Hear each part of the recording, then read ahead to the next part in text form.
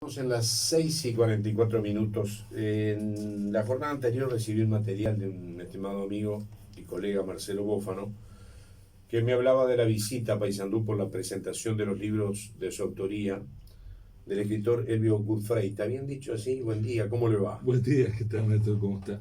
Está bien, sí, sí, estoy acostumbrado a distintas versiones del apellido, pero no Yo sea respeto problema. mucho y quería que usted me lo dijera, ¿no? Sí, sí.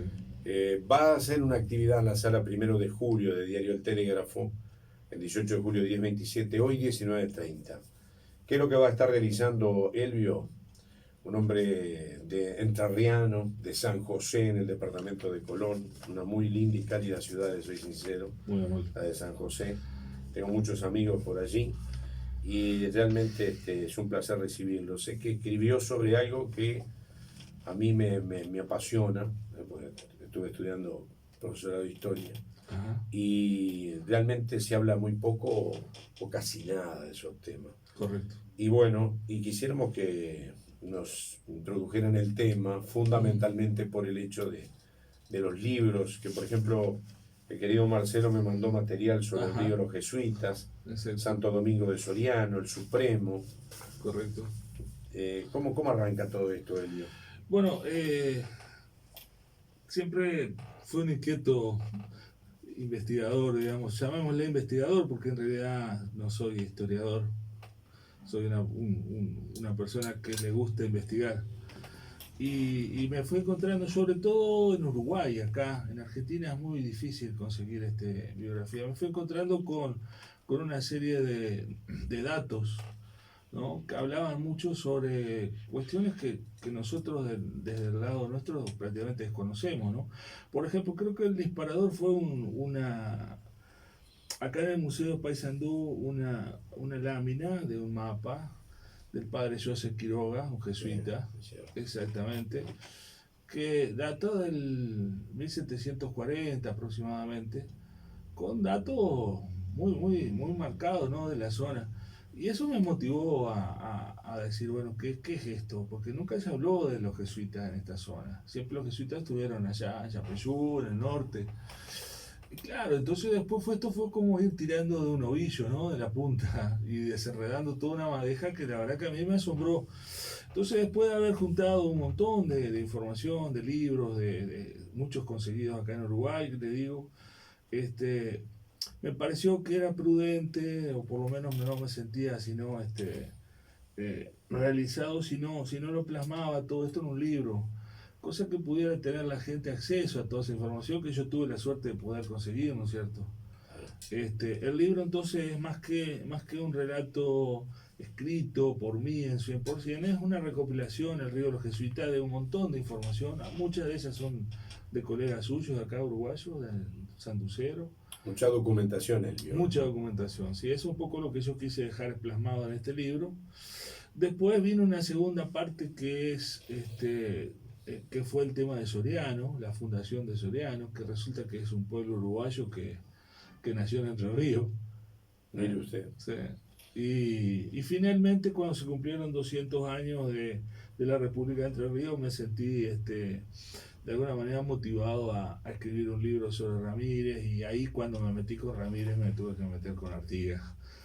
Entonces, bueno, fue De interesante. ahí lo del Supremo. De ahí lo del Supremo, sí. ¿El Supremo es por Artigas o por El Ramírez? Supremo por Ramírez. Ramírez se El general hizo, Francisco el Ramírez. general Francisco Ramírez, Pancho para los entrerrianos, se hizo proclamar en ese momento autoridad de Entre Ríos por un referéndum, y lo que en ese momento el título que él adopta se llama el Supremo, Exacto. lo cual a ver, hay que ser muy cuidadoso con estos términos porque no se puede sacar de contexto.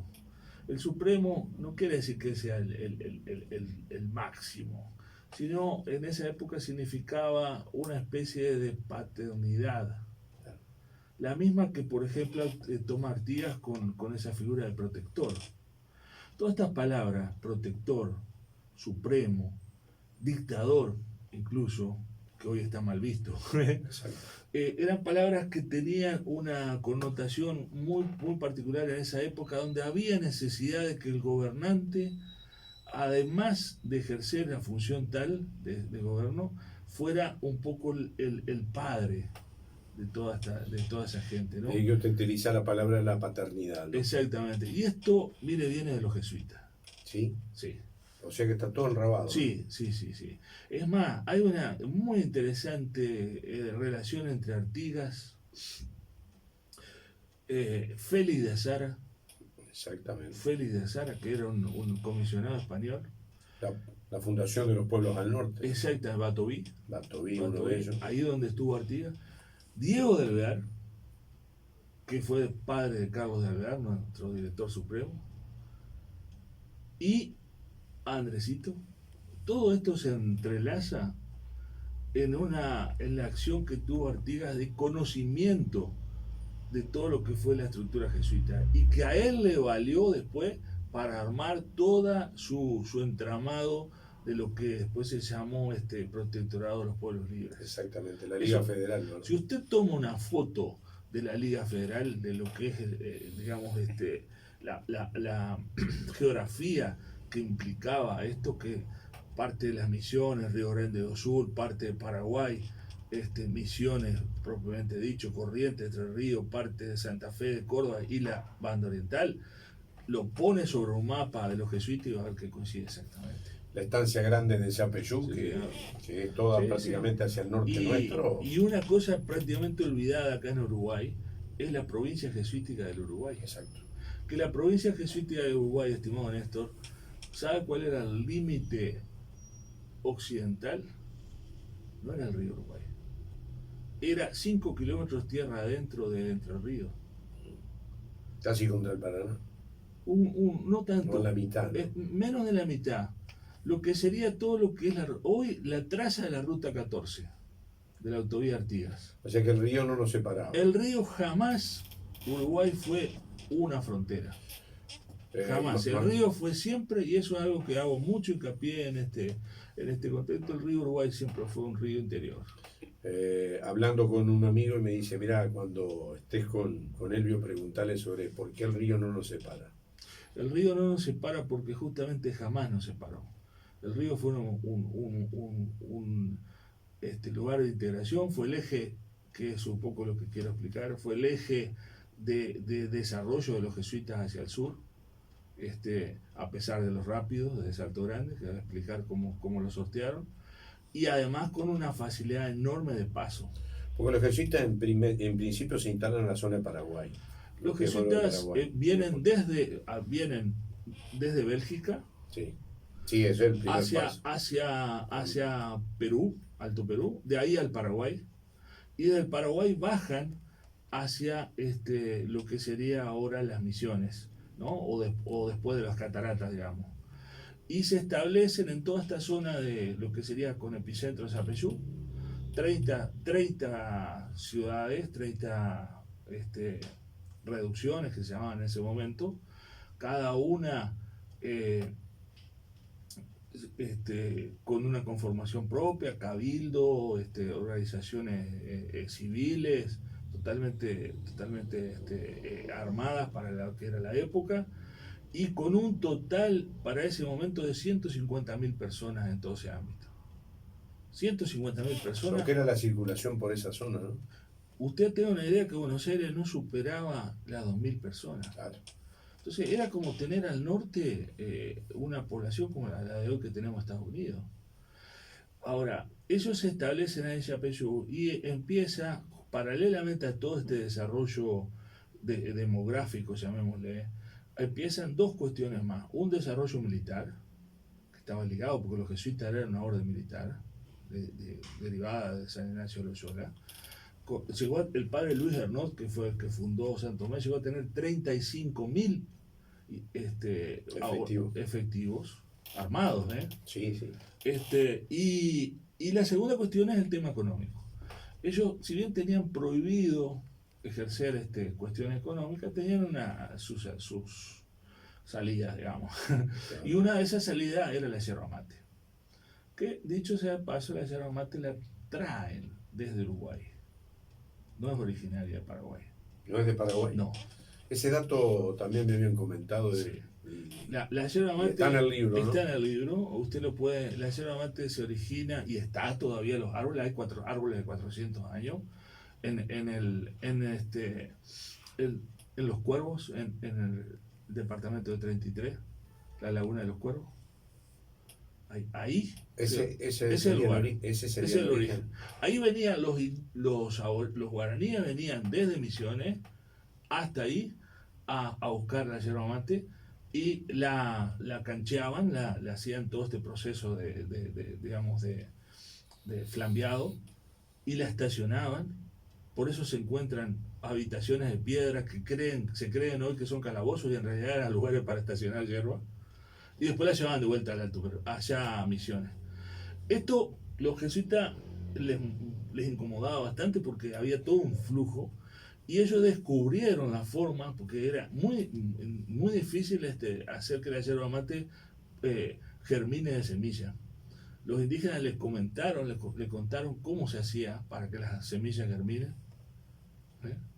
que era hacerlas comer por un tucán que hay ahí en la zona, y los ácidos del estómago del tucán permitían que se rompa la cáscara esa que es lignina y después que la semilla germina. Entonces, con ese conocimiento los jesuitas los llevan a eso allá y empiezan a plantar en Paraguay. Porque hay un detalle, en Paraguay la yerba mate que hay es hermafrodita y la que hay acá en Uruguay son árboles macho y hembra. ¿Me entiendes? Claro. Eso fue una cruza genética que hicieron los jesuitas. Pero bien, a raíz de ese desarrollo, la principal actividad económica de los jesuitas fue la yerba mate. A tal punto que hoy Argentina no vende la misma cantidad de yerba mate que se exportaba en ese momento. Los jesuitas exportaban yerba mate al Alto Perú y a Buenos Aires. ¿Y cómo traían esa yerba a Buenos Aires? A través del río Uruguay, en balsas. Y ahí es donde dice usted que superaban la entonces ahí aparece el primer problema geográfico, que son los saltos. Lo resuelven colocando 30 familias indígenas que vivían permanente ahí y desarmaban las balsas y las arrastraban 15 kilómetros hasta después de Salto Chico. Ahí nace Ituí, que quiere decir Salto, el origen de Salto, Uruguay, y de Concordia, San Antonio de Padua. Y de ahí siguen para abajo. Pero se encuentran con otro problema más, que los porteños, que ya en ese momento eran un problema, le quitaban los indios, que los digo indios porque estoy acostumbrado, pero la palabra sería indígena. Y disculpo por eso. No, por favor. Le quitaban los indígenas para trabajar en la construcción. Para que trabajaran en la construcción porque eran excelentes. La mano de obra. Entonces, barata y fuerte. Entonces ellos, que traían en cada expedición alrededor de 300, se vieron la necesidad de armar un puerto unos kilómetros antes de Buenos Aires para dejar a los aborígenes ahí y ir solo con la yerba mate hasta San Isidro y cobrar, obviamente, ahí, claro, y volver. ¿Y dónde encuentran un lugar extraordinario para eso? En una entrada que tiene un arroyo que se llama, en esa época se llamaba Yaguarí Miní, el Yaguar Chico, pero que ahora se llama Arroyo Malo, que está al sur de Gualeguaychú, y que después existió ahí en ese lugar un puerto que se llamó Puerto Holanda, que fue usado por Urquiza, y ahí establecen una reducción de Chanáes, Minuanes y algunos charrúas que se llamó Santo Domingo Soriano.